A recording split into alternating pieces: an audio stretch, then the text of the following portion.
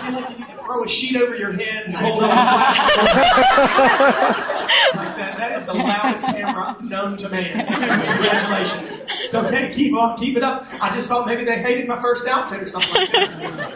So that song, the story that you heard before that song came from our tour in 2007. In 2007, we went out across the country and we asked people to participate in the show, pretty much to do all the work for me, and share their favorite stories, their most memorable Christmases in some way. To write out a story, whether it be funny or poignant or sad or happy or whatnot, and send them into my email, and I would read all of them by myself and pick 4 that would, in every single city, to come up on stage and share with the audience. And so we picked 4 different stories in every city. In each city, someone came up and read 4 people came up and read their stories, and we wove those in with the music, and that's how our 2007 tour was produced. And what you just heard a few minutes ago was one of the songs that was really probably one of the most poignant for us, and a lot of people in the audience connected with it. Everybody who worked on the show was moved by it, and so we decided to share that this year also. And we'll do that again one more time before the night's over. One other story that struck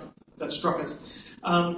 In 2005, we did a completely different thing. We came through Phoenix, and we did a big, huge production with dancers and snow falling from the ceiling. And, 5 or 6 people were there.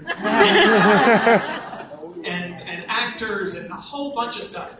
And it was a huge headache. A lot of fun. And for me, one of my favorite Christmas songs came out of that show, and it happened not necessarily in the greatest way, not the best story to go with it, but halfway through the tour, the show was very structured.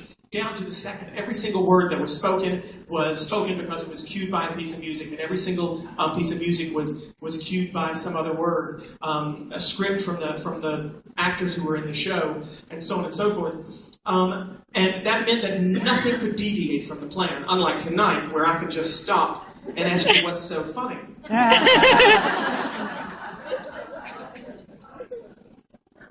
Oh, you're just being rude. Sassy. You're being funny? I'm too what? In what? And I'm invested in what? I'm invested in the audience? I'm invested in the audience. You're absolutely right. And all of y'all, everywhere around this wonderful bubble. I love all of y'all, folks. So in 2005, this huge production, very structured. Nothing threw us off like, people shouting out and being nuts in the front row. Nothing changed whatsoever. And halfway through the show, we had a little bit of an emergency, and we had one of the guys who sang on the show with me had to leave. He had to leave right away in the middle of the intermission.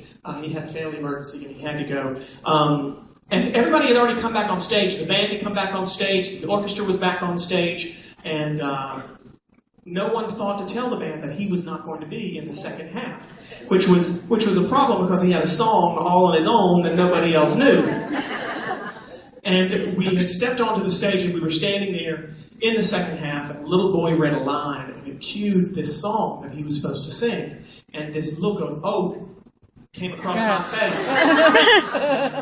And I looked to the girls standing next to me who were singing, and both of them went, oh, don't look at me.